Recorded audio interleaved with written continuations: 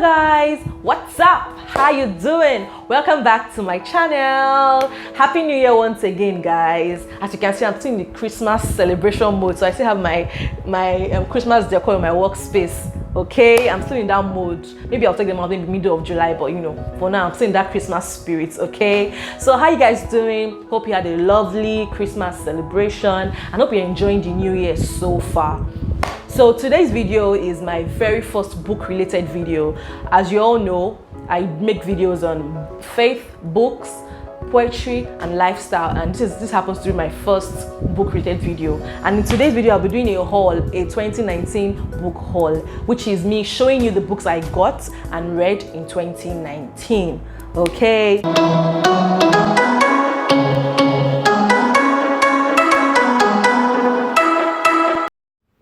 welcome. So 2019 for me in terms of reading was not my best reading year at all. Like, I didn't read as much as I wanted to, and I developed a very wrong reading pattern, you know, for a lot of reasons. For example, I had situations where I would start reading a book, and when I get a new book, I drop it and read and start reading the other one. So I found myself reading like 2-3 books at the same time, which was very wrong, because at the end of the day I found out that it slowed down my reading pattern. I didn't finish the books as fast as I should have, and also I found myself having a backlog of books that are unfinished even till this year. So one of my goals for 2019 is to start a book. For 2020, not 2019, we are now in 2020. One of my goals for this new year, 2020, is to start a book, finish it, you know, and all my backlogs of books that I didn't finish reading in 2019, read them. So I dealt with consistency in my reading, and even as much as I wanted to. And one of the reasons why I could not, I developed those bad patterns and, you know, inconsistencies in my reading in 2019 was firstly because of my wedding planning.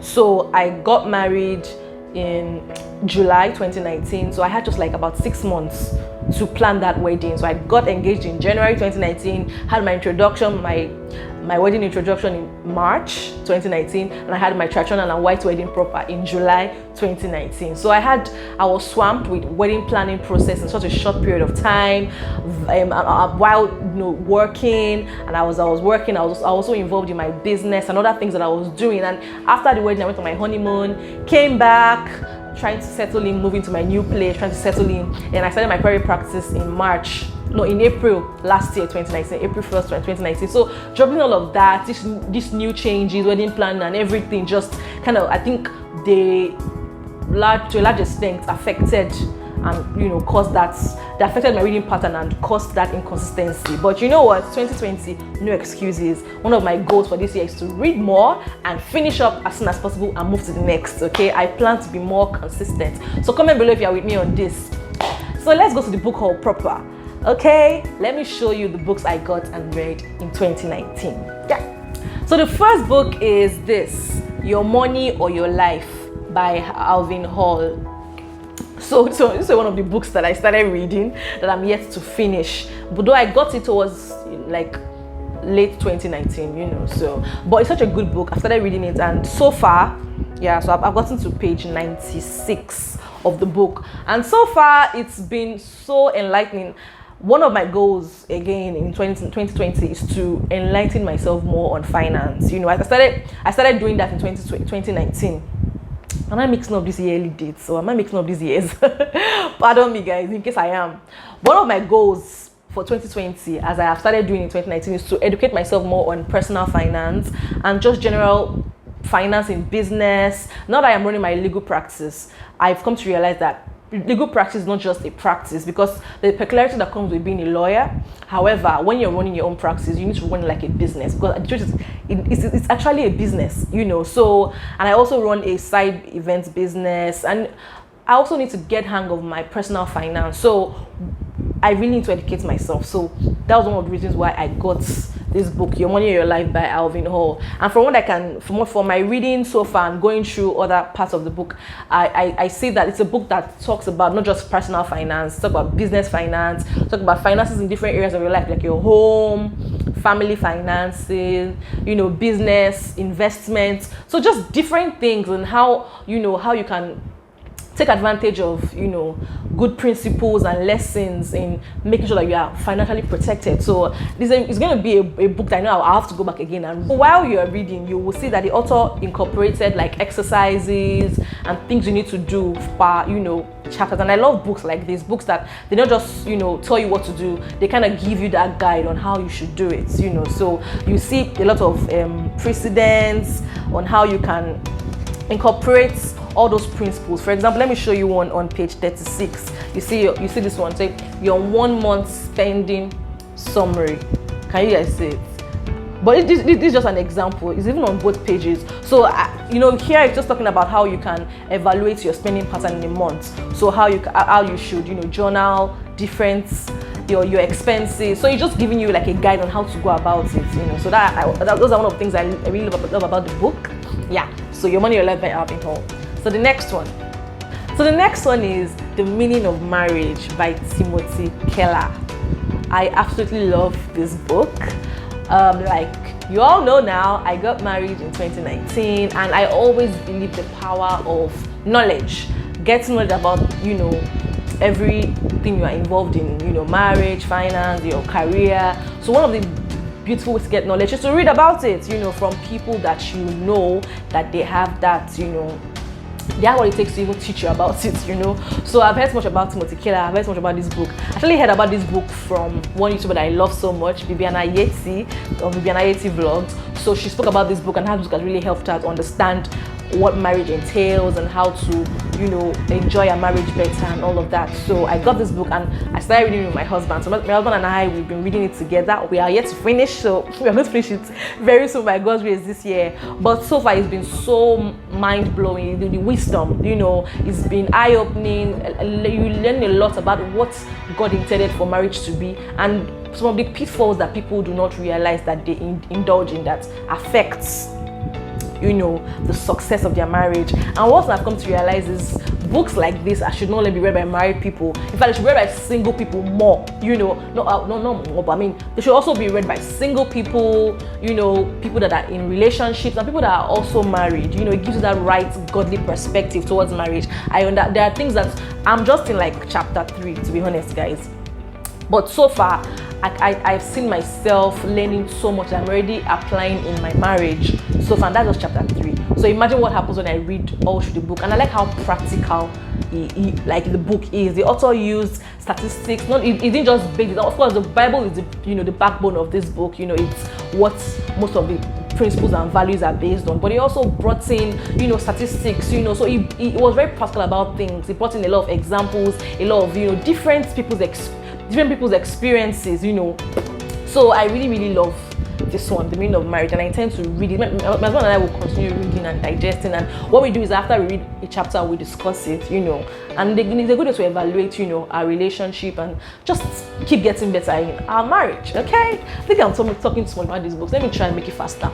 So the next one is The Power of a Praying Woman by Stormy O'Martin.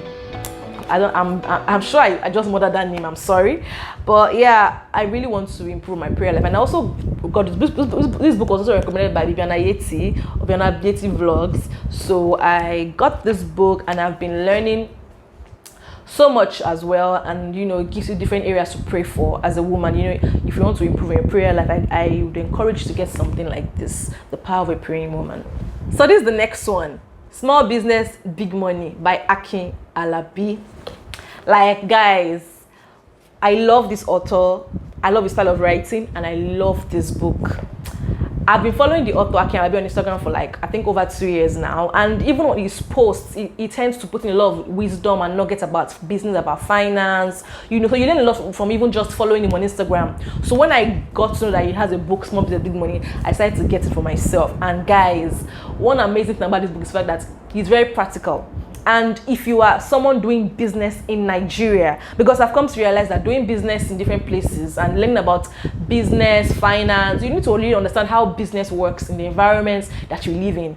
And this guy, I like how he was very specific, because most of these principles might not work in Nigeria due to the various factors like the economy and different, you know, factors. But I like how he was very practical and brought it home. You get, like, if you are doing business in Nigeria, you need to read this book, and it's very concise, and his style of writing, I love it. Like, he's not there worrying about grammar, error. He's just writing as if he's gisting with you and giving you practical advice. So I love it. This is one of those books that I've not even opened since I got it last year.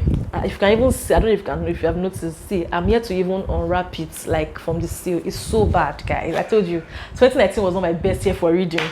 This is Walking on a Dream by G.F. Fagbure. Yeah, Abby. What am I saying? I said G.F. Fagbure. I think it's Bemi Fagbure or something. I'm not sure of the first name. Let me check. Okay, the title is Walking on a Dream by G. Fagbure, and I'm really looking forward to reading this book. He's the co-founder of Jumia and Supermart.ng, you know, that is based in Nigeria. I think these are online market stores, market sites.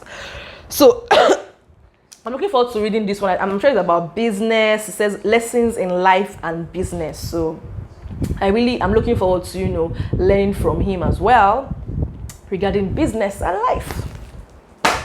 Freshwater. This was one of the weirdest books of 2019 for me. In fact, this is one of the weirdest books I've ever read in my life. And I remember I have a vlog on it. I'll link it up here so you guys will check it out.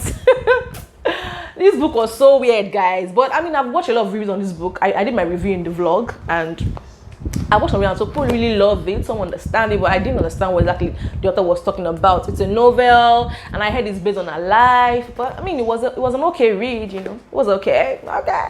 Fresh Water by Akwaeke Emezi. So, Wartime Sweethearts. So I think I think I saw this book from like an online bookstore that I follow on Instagram, and I really loved it, and it looks like something that would be interesting. Wartime Sweetheart. I think it's a novel, and I think it's about an interracial relationship back in was set in the early 1900 something, I don't know, but I think it's an historical romance set during wartime and between a black, I think African, is it African? Let me try to, okay, I think it's about, yeah, and I know it's about an intertribal relationship between a black guy and a white woman, you know, back in the day during the war period. So I'm here to read it, like I said, but it's written by Lola Jaye. But I googled Lola Jaye when I got the book, and I read that she's a British author. She's Nigerian, but she's based in the UK. So I'm looking forward to reading it as well. See my life, almost all this book I'm telling you. How many have I read? God, okay. But guys, I'm doing better, okay? I'm doing better. I'm positive. Shoe Dog by Phil Knight. Like, I can't even believe that as of now I'm yet to finish the book. Like, these are one of the books that I really, really enjoyed while I was reading. Yeah, but then one of those ones that I have not finished reading as well. But what I've read so far, it was such a brilliant writing by Phil Knight, the founder of Nike. And I've learned so much. I mean, it just chronicles his life, how he started his business, like a memoir of it's a memoir of his life, and largely based on how he started Nike from nothing, how he just started retailing shoes, and how he moved up to, you know, start his own brand, the problems they had at the beginning, challenges. I learned, like, I feel like Phil just took you through how everything started, and it's been such a great read, and I can't believe I'm yet to finish this book. In fact, you know what? This one, How Successful People Grow. This was such a good one, you know. It's by John Maxwell, and I read it. I mean, was a brief. I mean, was an easy read, and it was a small, you know, book. So it didn't take me so much time to finish it, and it has lots and lots of wisdom. You know, how successful people grow. So it helps. It gives not just about how people should, you know, different life principles that will make you improve on yourself in life, in business, in your career, in any way. Yeah. So. And I feel like books like that are things that I should always go back to again. So I plan to go back to the book and just read it all over again to remind myself of the principles that I read, you know, last year. So that's it. How Successful People Grow by John C. Maxwell. This is one of my faves from 2019. Guys, I legit waited for this book. Like, I waited. You know when you marry a woman and you have worked for 7 years? I'm not even making sense. But my point is, I pre-ordered this book for so long, but Arese could not make it available as as early as she promised, but it was worth the wait, guys. And I don't know if if you're familiar with this book. Let me even tell you the title: The Smart Money Tribe by Arese. So this is a sequel to the first book that she wrote, I think in 2016.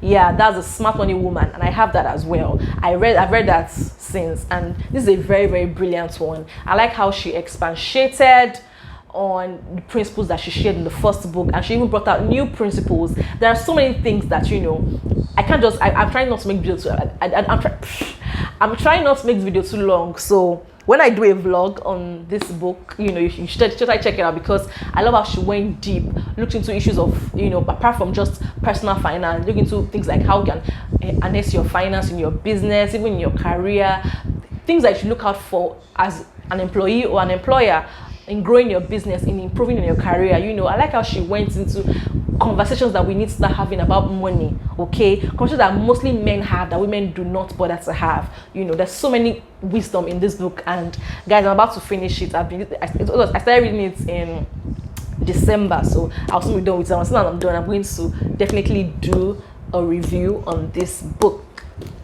Hiring right. If you watch one of my Vlogmas videos, you would see when I actually got this book. My husband actually got it, so he got it for us to read together.